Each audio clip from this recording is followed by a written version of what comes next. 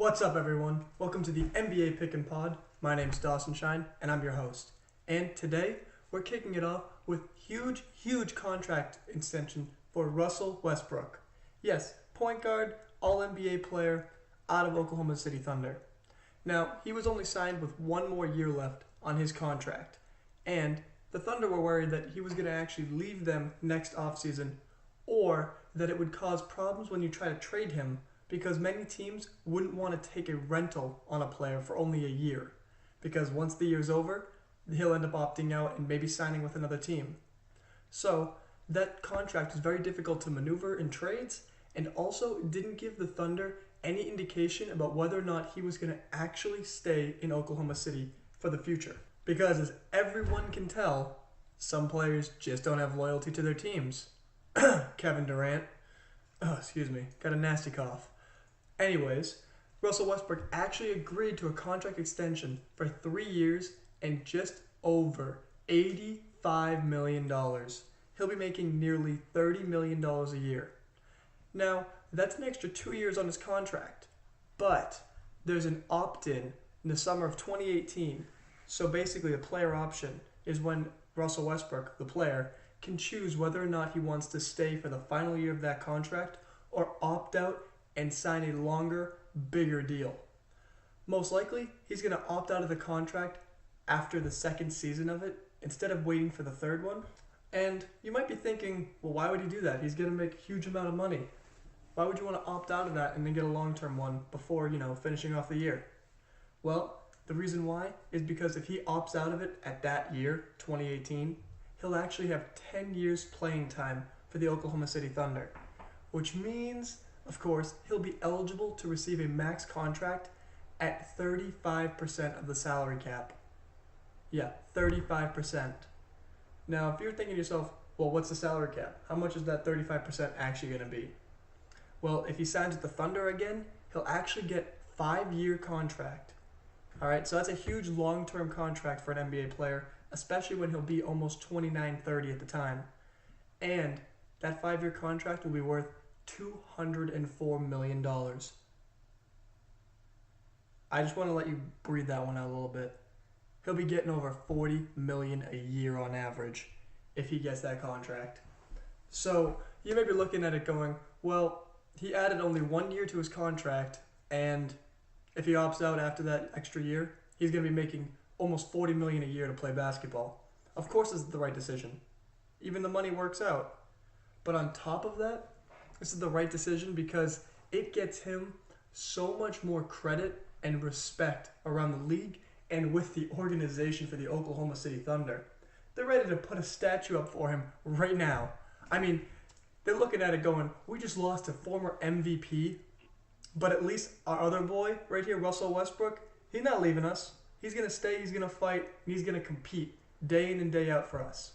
And that's huge for the organization because rather than going forward worrying about whether or not they're going to have a Cameron Payne, Victor Oladipo backcourt, they got a nice core of Oladipo, Westbrook, and Steven Adams.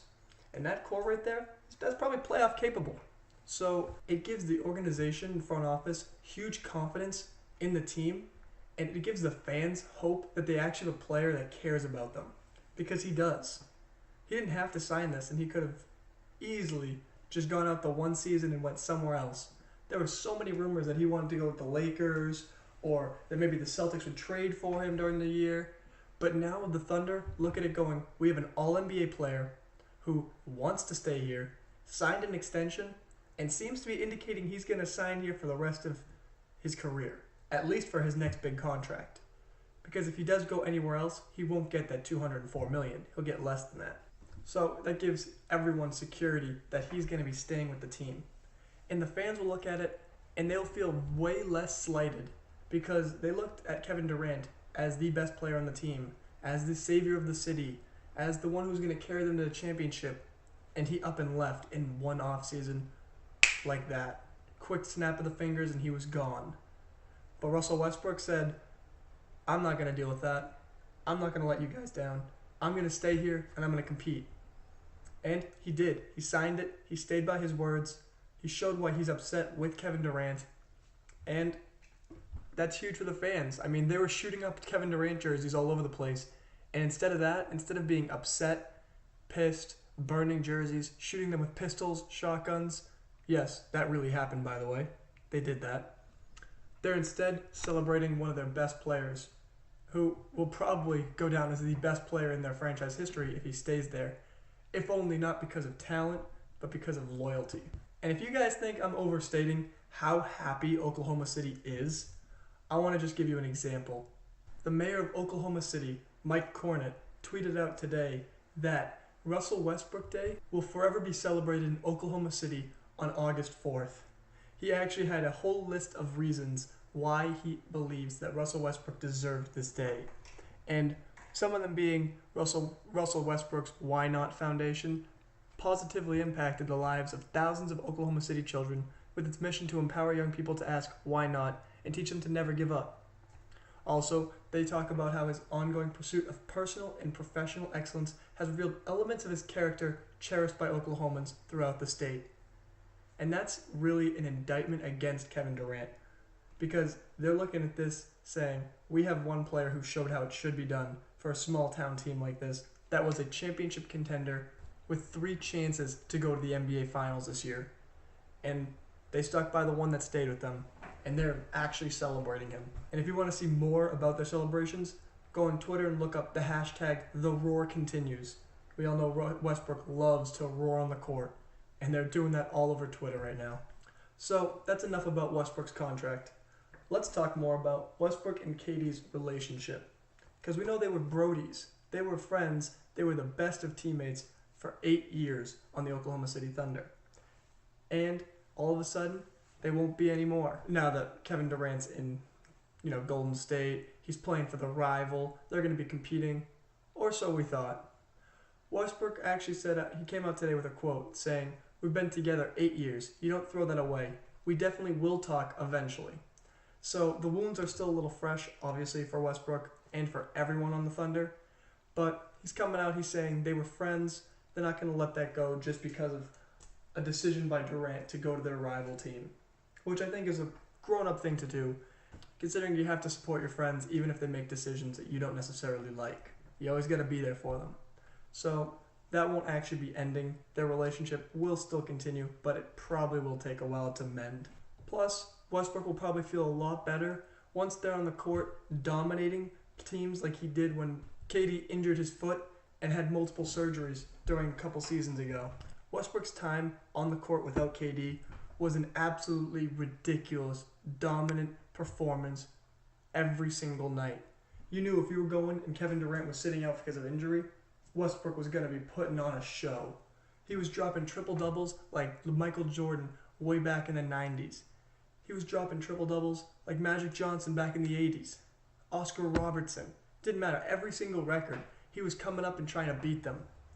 It was ridiculous. He actually averaged 35 points, 9 rebounds, and 11 assists per 40 minutes in the over 2,000 minutes that KD was off the floor the past couple of seasons. That's ridiculous numbers. That's absolutely insane.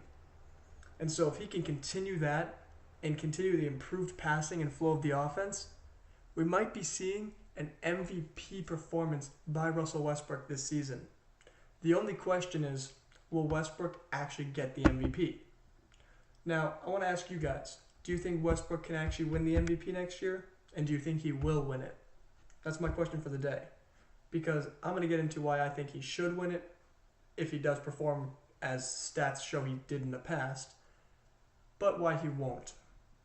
See, Westbrook obviously is a great passer, one of the best rebounding guards in the league.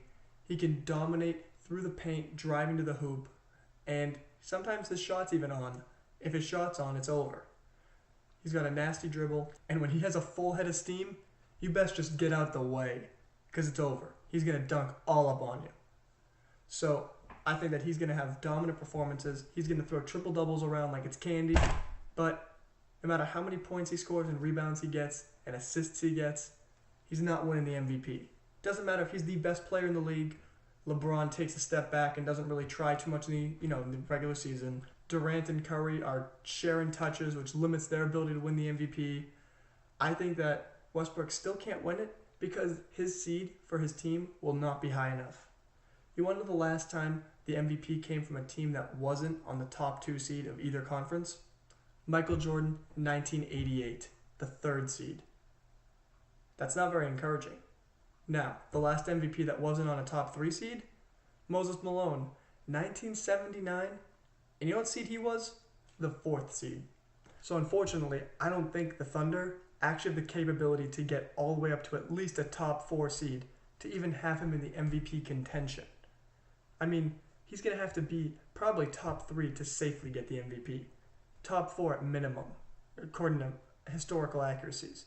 He's going to have to put up such ridiculous numbers, and that team would have to perform so above expectations that they really can't do. Look at the teams in the Western Conference.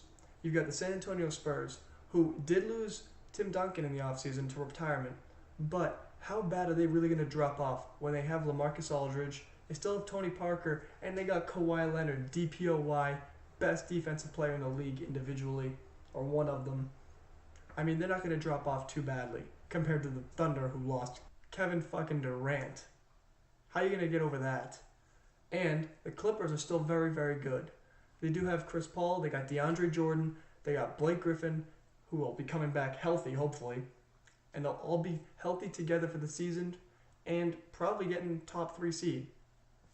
You also got teams like the Golden State Warriors, who are the obvious favorites to the 1st seed and will probably dominate the entire regular season. And then there's also the teams that are in the middle that you're not really going to say are contenders, but are definitely going to be good, like the Trailblazers, who got CJ McCollum, they've got Damian Lillard, they've got Festus Ezeli, Evan Turner. They're going to be looking to actually get some noise in the playoffs and in the regular season. So the Thunder are going to have to be better than at least one of those 4 teams if they hope to be in the top 4. And I don't think they can do it. So if he's not in the top 4 seeds, he's not winning the MVP. But that's not really a fact, that's an opinion based on some facts. So let me know what you guys think. You think that he should win the MVP if he performs like he's done in the past? Do you think he will win it? Let me know in the comments, and I'll get back to you guys in a couple of days with another episode. Remember, if you liked the episode, give me a like, subscribe, and come back for the next one. Thanks, guys. Have a great day.